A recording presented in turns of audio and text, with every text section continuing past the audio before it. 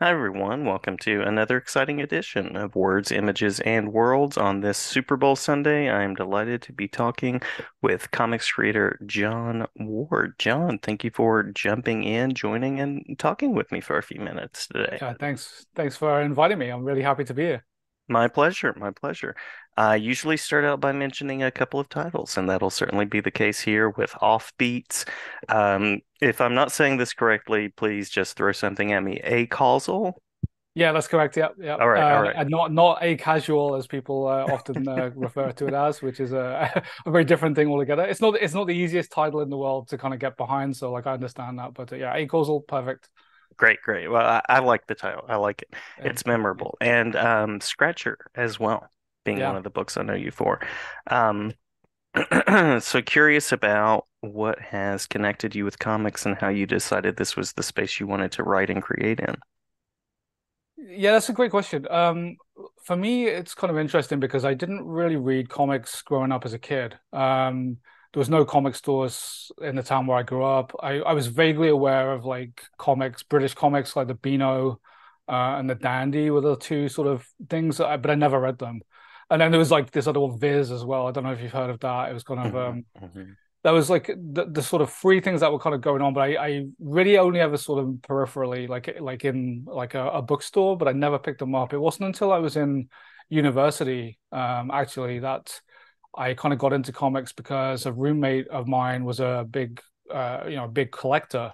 So he, would, in our downtime, he would hand me like a couple of trades, and I'd just go through them like really just really quickly, and I was just kind of blown away that I hadn't sort of understood the kind of storytelling opportunities in comics. And hmm. um, so it was kind of like quite eye-opening for me. And then, I started going to a comic book store and kind of picking up, a regular pull list. And it just kind of started from there. And so that's kind of where I got into it. But I didn't really kind of think about making comics for quite some time, really. I think after that, because I was just enjoying it like on a purely sort of, as a fan, seeing what people were Hmm. doing. Um, at the same time, I was kind of creating, I was working and trying to break into films. So I was kind of writing films and, making short films. And it didn't really occur to me that I could, tell stories in that format, until I think it was ironically when I met a co-collaborator on Offbeats, Tom Sachi. Hmm. Um, and we were I can't exactly remember the story because it was quite some time ago, but I think he was like I think he was looking to do to be a producer, and he Hmm. was looking for somebody to kind of pitch him a TV concept, and I did, and he didn't like it, but we kind of stayed in touch and kind of both discovered that we really loved comics and wanted to kind of explore what that would look like, and that kind of eventually led to us creating Offbeats, as a four-issue miniseries, which with Giles Crawford doing the art, and several other talented artists doing coloring, lettering, and all those kind of things too. But it was kind of really took quite a long time, that journey, to kind of actually sort of go from sort of even sort of discovering what comics were to kind of understanding that I could actually make them myself.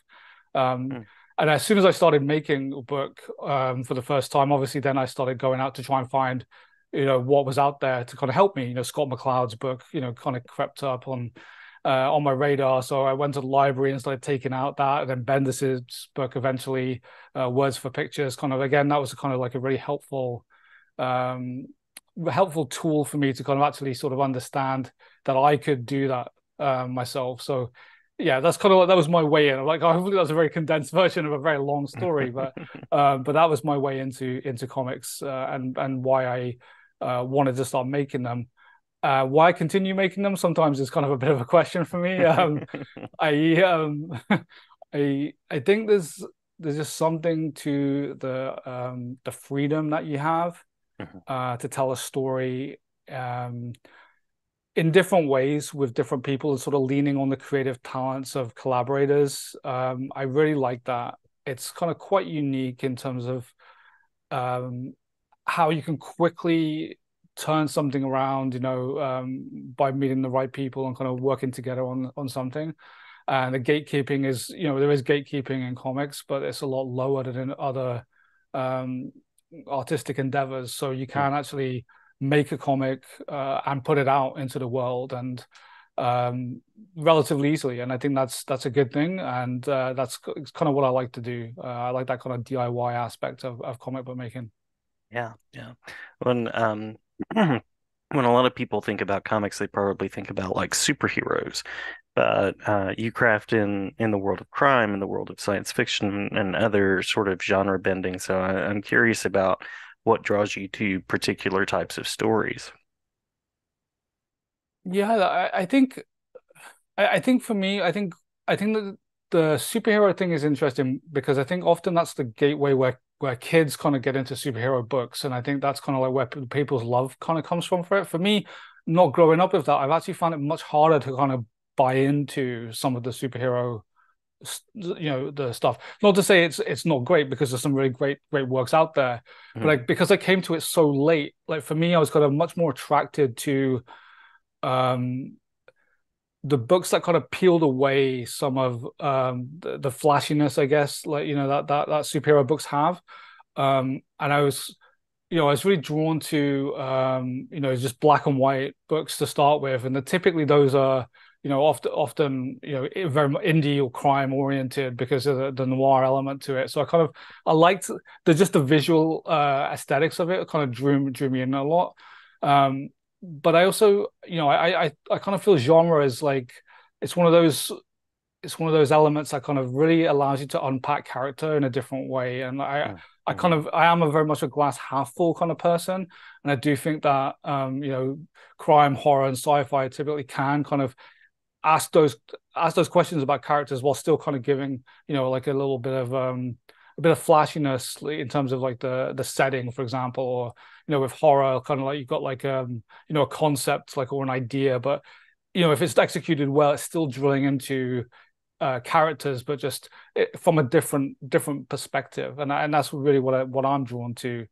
I like torturing my characters. Kind of feel that like I kind of feel that like torturing characters for me is really sort of asking questions of myself, and mhm, mhm, I feel like I don't really understand myself sometimes, and I think maybe that's common for a lot of artists. I've spoken to other people and they kind of have said something similar to me, and I kind of just gravitate to those stories where there's a little bit of something else going on, but like it's still kind of pushing through layers to try and get to an understanding of what drives people to do the things they do. And I think that's what I'm drawn to because I'm trying to really understand myself. And I mhm, think my challenge with superheroes is that sometimes like I don't see myself as a heroic figure. So I find myself a little challenge to like get into those stories in the same way. Whereas like crime often is around ordinary people, in mhm. extraordinary situations, which I think is same with horror and sci-fi, grounded sci-fi anyway, for the most part. So I think that's why I gravitate to those more than superhero books. Yeah, no, and you mentioned Tom Sashi and some of those collaborations. I'm curious about some of the other kind of partnerships that you've made along the way that have been most, I don't want to say profitable, most purposeful, I guess would be the better way to say that. Yeah, profitable. I think as an indie comic creator, I think that's a very nebulous term. Right, right. I mean, honestly, I feel that working with all of the people I've worked with has been just really great for me to learn from them because everyone's brought something different to the table. I think working on Scratcher, for example, with Juan Romero and Eric Grissom, both great creators in their own right, doing their own things. It was just, we wanted to design a horror book that was deliberately not in color. And Juan has got like this great style where he's got all this grayscale work, and then Eric kind of his approach to lettering was kind of really interesting for me because he was trying to get into the characters and kind of give different balloons, different textures and weights, and it just kind of opened my eyes to kind of like the possibilities. So I really kind of felt that was a good collaboration. And then my recent book, Acausal, was drawn by Evie Cantata, who did the coloring too, and then Lucas Gattoni did the lettering. And again, just great, really pushing me to think about what I'm doing. I'd send Evie the script and he would, uh, you know, draw things differently than I imagined, which is a standard story for a lot of us. But the way he approached things was just so interesting that it kind of really made me recontextualize my thinking around a character moment. And I was like, oh, okay, Mm-hmm. like what does this really mean? Like the way he's drawn it is not what I was thinking, but it's a better idea. But how do I get there to push it a little bit further to give Lucas something to bite into as a letterer, so he has something really cool to do. So I kind of feel it was like working like that with everybody's, but just helped elevate like my storytelling and kind of I found that just quite incredible. And that's one of the things I love about making comics. You just don't know what you're gonna get. Honestly, it's the surprise element that kind of really sort of pushes me to kind of be a better storyteller. Yeah, yeah, I love that. And curious about um, particular work that's on the table right now, things that are currently on your creative focus, as well as where people can go to learn more. Yeah, so right now I'm just wrapping up a new book called The Memory Machine, which was drawn by Daniel Caval and lettered by Rick. Oh my God, I'm blanking on his name now. We'll have to cut this one out. Yep, we'll edit that. Um, Uh, you said what's the name of the book? it, Memory Machine. I'm just find Rick's surname so I don't. Yeah. Oh, okay. Okay. So The Memory Machine. So yeah, the book I'm working on right now is The Memory Machine, by with art by Daniel Caval and lettering by Rick Joseph, and it's kind of a sci-fi about using nostalgia as a weapon. I would say, kind of. Mm, It's a little bit Black Mirror-ish, but yeah, it's kind of a personal story that I've been thinking about for some time. So hopefully, we'll be putting that out soon, and people can read that.